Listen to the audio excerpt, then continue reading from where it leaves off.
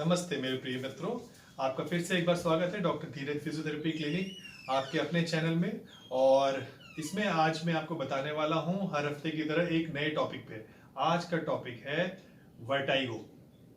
जी हाँ, वर्टाइगो का मतलब आपको चक्कर जैसा महसूस होना जब भी आप अपनी बॉडी की पोजीशन या हेड की पोजीशन टिल्ट करें, उस वक्त आपको चक्कर जैसा महसूस होना। बिस्तर से उठते वक्त या बिस्तर पे लेटते वक्त, हेड को घुमाते वक्त, किसी भी वक्त अगर आपको चक्कर जैसा महसूस होता है तो ये वर्टाइगो हो सकता है।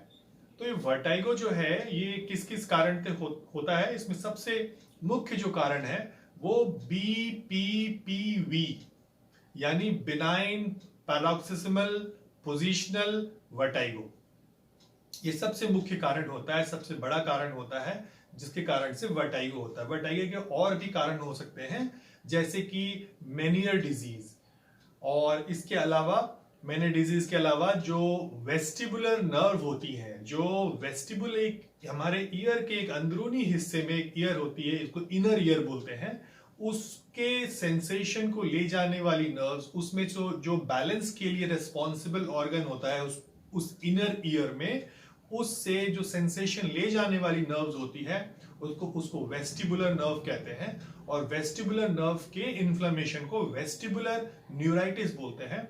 और वेस्टिबुलर न्यूराइटिस या जो लेबराइंथ है, लेबराइंथ भी एक बैलेंस के लिए एक ऑर्गन होता है जो कि इनर ईयर का हिस्सा होता है। तो लेबरेंथाइटिस यानी लेबरेंथ की में सूजन आना, उसमें इंफेक्शन होना, जो कि मोस्टली वायरल होता है, इस कारण से भी या तो वेस्टिबुलर न्यूराइटिस या लेबरेंथाइटिस की वजह से जो है वर्टाइगो हो सकता है। तो और कुछ एक कारण मेडिसिनल कॉजेज भी होते हैं, वो मेडिसिन जो कि आपकी इनर ईयर को डैमेज कर सकते हैं, जैसे सिप्रोफ्लॉक्सासिन जनरली यूज होती है एज एन एंटीबायोटिक, जैसे कि कुछ साइको एक्टिव ड्रग्स होती हैं, LSD होती हैं, इन सब से भी इनर ईयर के जो डैमेज होने से आपको वर्टाइगो हो सकता है। सो दोस्तों, आज मैं सिर्फ आपको BPPV के बारे में थोड़ा डिटेल में बताऊंगा, क्योंकि ये बहुत ही ज्यादा कॉमन भी है और बहुत आसानी से घर में इसको पहचाना भी जा सकता है। लेकिन हाँ, अगर सिम्टम्स 7 दिन से ज्यादा, 7 डेज या वीक से ज्यादा होने लग जाए और आपको गिराने जैसा कभी महसूस करें, 7 दिन से कम में भी आपको लगे कि आप इसकी वजह से गिर सकते हैं, आपको चोट लग सकती है, तो डॉक्टर को जरूर दिखाएं।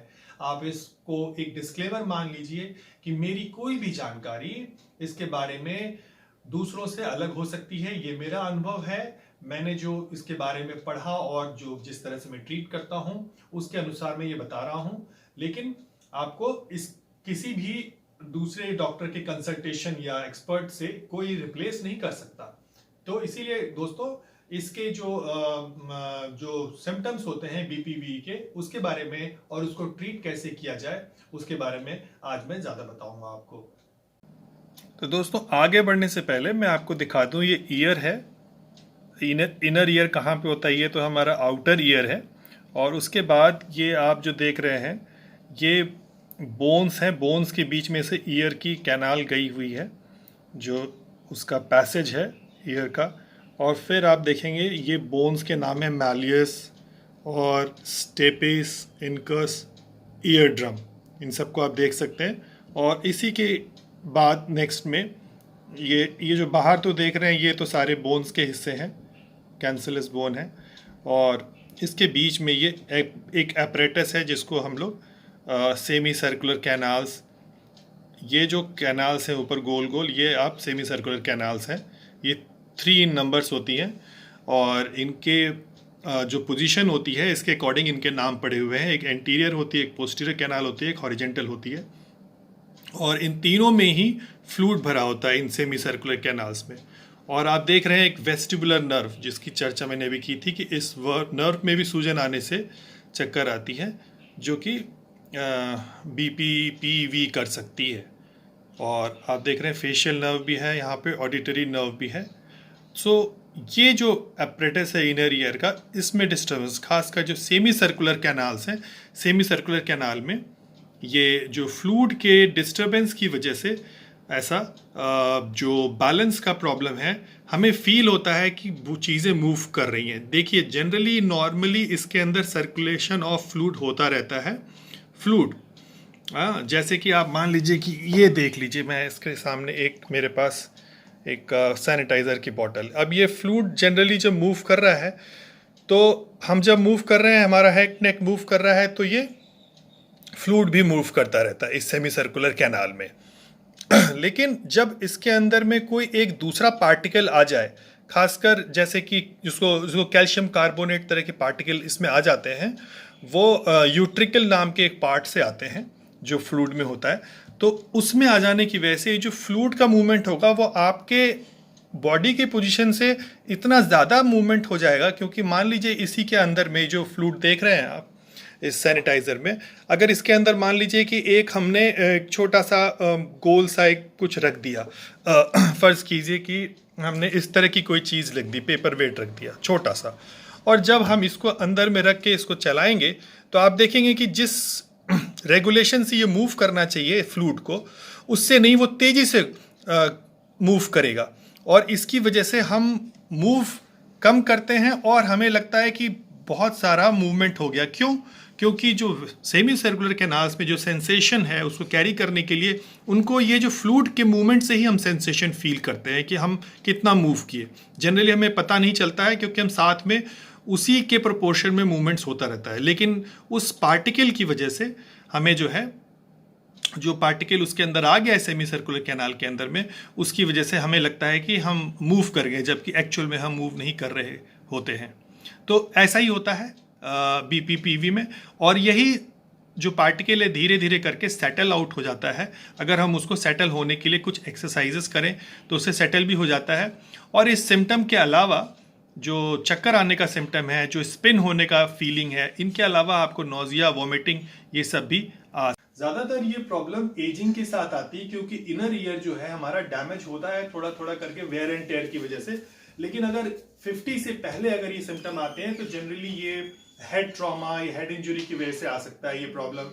जो लोग ज़्यादा जैसे एक ही पोजीशन में बैठे रहते हैं उनको ये प्रॉब्लम आ सकती है, या कोई बम्पी राइड पे आप चले जाते हैं बाइक से, जो कि बहुत ज़्यादा आपको ऊबड़ खाबड़ हो, तो नेक पोजीशन बड़ी एक पोजीशन में लगी रहती है, उसको होल्ड करने में बॉडी को, तो उसके बाद भी हो सकता है। तो कैसे ये जाने कि ये प्रॉब्लम जो है हमें हो गई है, और डॉक्टर से जाने से पहले हम ये चेक कर सकते हैं, अगर हमें बहुत डिस्टर्बेंस नहीं हो रहा है तो हम चेक कर सकते हैं कि ये राइट ईयर में है कि लेफ्ट ईयर में है। तो उसी को दिखाने के लिए मैं आपको दिखा रहा हूँ। बेड के एज पे आप बैठ जाइए, और उसके बाद आप जो है एक ऐसी तरफ रखिए जिधर आप सिर डालें उधर खाली जगह हो, और खाली जगह पे आपका हेड टिल्ट होके जाए। तो इस तरह की जगह चूज कर लीजिए, और चूज करने के बाद आप अपने हेड को राइट साइड घुमाइए, और राइट साइड घुमाने के बाद आप क्विकली जो है लेट जाइए और हेड को थोड़ा टिल्ट कर दीजिए। हेड टिल्ट करने के लिए आपके पास जगह है। तो ऐसा करते ही क्विकली लेट जाने के बाद आप 30 सेकंड तक वेट कीजिए। अगर चक्कर आया तो इसका मतलब है कि ये राइट साइड अफेक्टेड है, और अगर लेफ्ट साइड करके आप करें और फिर लेट जाइए हेड को टिल्ट करते हुए, तो ये इसका मतलब लेफ्ट साइड की प्रॉब्लम है। इससे आप ये पता लगा सकते हैं बिफोर गोइंग टू डॉक्टर के पास जाने से पहले कि आपके राइट ईयर की वजह से प्रॉब्लम आ रही है कि लेफ्ट ईयर की वजह से प्रॉब्लम आ रही है। और दोस्तों ये बीपीपीवी जो है वो बिनाइन है। बिनाइन का मतलब it's not very serious. Positional मतलब किसी पोजीशन की वजह से ही हो रहा है, नेक की पोजीशन से ऐसा हो रहा है, इसलिए पोजिशनल बोलते हैं इसको। और पैराऑक्सिजिबल मतलब कभी भी आ जाएगा, कभी भी चला जाएगा, ऑन एंड ऑफ होता रहेगा। That is why benign, paroxysmal, positional, vertigo बोलते हैं इसको। और ये 99.9% अपने आप से ठीक हो जाता है कुछ, लेकिन उसके लिए कुछ एक्सरसाइजेस डॉक्टर के पास विजिट करके कुछ एक्सरसाइजेस सीखनी होती है और इसको डायग्नोज कराना पड़ता है। तो मैं एक टेस्ट फटाफट दिखा देता हूं कि मैंने राइट मूव किया और राइट नेक को मूव करके क्विकली मैं लेट गया, और मैंने देखा क्या चक्कर आया मुझे। 30 सेकंड तक चक्कर नहीं आया तो इसका मतलब ठीक है, और आया तो हम समझ जाएंगे राइट साइड की ईयर की वजह से प्रॉब्लम है। और इसी तरह से लेफ्ट साइड में करके देख लेंगे। क्विकली लेटना है और 30 सेकंड तक होल्ड करके देखना है। हम ये भी देख सकते हैं कि आपके आईज की मूवमेंट तो नहीं हो रही है। कोई आपको ये भी ऑब्जर्व कर सकता है कि जब आप ऐसा किए लेटे तो आईज की मूवमेंट तो साथ में नहीं हो रही है। एंड साथ में आईज की जो मूवमेंट होती है उसको हम निस्टैग्मस बोलते हैं मेडिकल टर्म में, जिसमें आई जो है रिदमिकली मूव करती है। आई की जो बॉल्स है, आई बॉल्स, वो रिदमिकली मूव करती है। तो दोस्तों इसी तरह के प्रोसीजर से एक प्रोसीजर होता है, जिस तरह से मैंने लेट के टेस्टिंग की है, इसी तरह की एक पोजीशन होती है जिसको हम एप्लेज मैन्यूवर बोलते हैं। और वो एप्लेज मैन्यूवर करने से जो है ये प्रॉब्लम ठीक हो जाती है। और उसको करने का भी तरीका बिल्कुल जैसे मैं बता रहा हूँ बिल्कुल वैसे ही है। तो आप अपने नेक को एक तरफ घुमा लीजिए और 45 डिग्री, और उसके बाद आप लेट जाइए। इस तरफ से नेक को टर्न करते हुए आप लेट जाएं। नेक आपकी टर्न है और आपका हेड टिल्टेड है, एंड उसके बाद आप जो है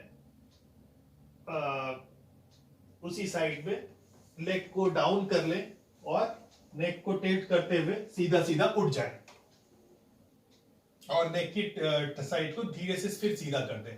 और ऐसा करने में आप 30 सेकेंड एक पोजीशन में होल्ड जरूर बनाए रखें, 30 सेकेंड्स तक मिनिमम, या जब तक आपका जो चक्कर आने का जो ये है सिम्टम जब तक सबसाइड ना हो जाए, आधे सेकंड से लेकर 1 मिनट तक इस तरह से मेंटेन करके रखें।